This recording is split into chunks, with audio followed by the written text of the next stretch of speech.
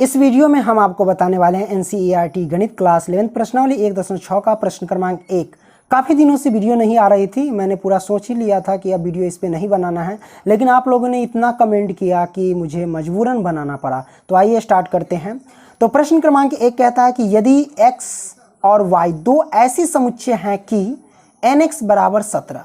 कहने का मतलब समझिए, आपको x y समुच्चय है पता चल गया, यानी सेट्स है। तो यहाँ दिया गया nx बराबर 17। इसका मतलब क्या?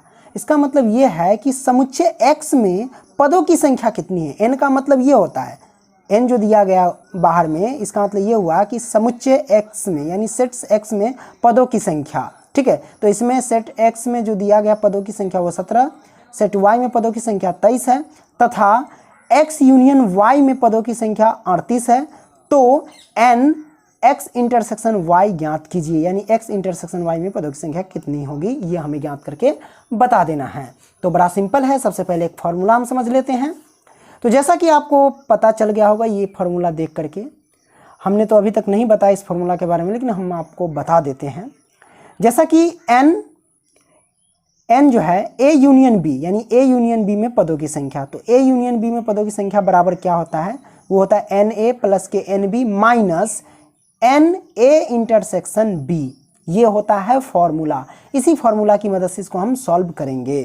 तो आइए हम बता देते हैं। सबसे पहले लिखेंगे क्या दिया है, जो दिया है उसी को हम लिख लेते हैं। तो लिखते हैं दिया है। क्या दिया है भैया? वो दिया गया है कि n x बराबर दे रखा है भैया हमारे पास 17, और n y हमारे पास दे रखा है कितना? 23। और उसके बाद यहाँ पे देख सकते हैं वो दिया गया है कि n x union capital x union y बराबर जो दे रखा है भैया हमारे पास कितना? 38। ये हमको दे रखा है, करेक्ट। अब हमें निकालना है n x इंटरसेक्शन y। तो ये जैसा कि फॉर्मूला देख रहे हैं, यहाँ पे ध्यान से देखना कि इस क्वेश्चन में क्या है। जैसे हमने ये फॉर्मूला a पे बताया है, a यूनियन b, तो वही बात है कि यहाँ पे सेट का नाम चेंज कर दिया गया है। एक सेट का नाम x है और दूसरे का y। तो यहाँ जो a है ना, जहाँ जहाँ a नज़र आए वहाँ x रखना है, और जहाँ जहाँ b नज़र आए वहाँ y रखना है। तो हम फॉर्मूला लिख लेते हैं, देख लीजिए। इसमें हम लिखेंगे क्या कि यहाँ से हम जानते हैं कि लिखेंगे क्या, हम जानते हैं कि, क्या जानते हैं? यही जानते हैं कि n, तो n, उसके बाद हम लिखेंगे क्या, x यूनियन b। अब देखो ये फॉर्मूला पे हम तोड़ रहे हैं। जैसे a यूनियन b है तो a के जगह पे x और b के जगह पे हमारे पास हो जाएगा y। तो यहाँ पे हम लिखेंगे y। ठीक है, हमने लिख दिया y।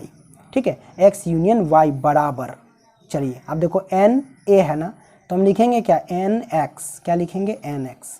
उसके बाद प्लस है तो प्लस। अब दिया गया nb, तो nb के जगह पे क्या लिखेंगे, ny।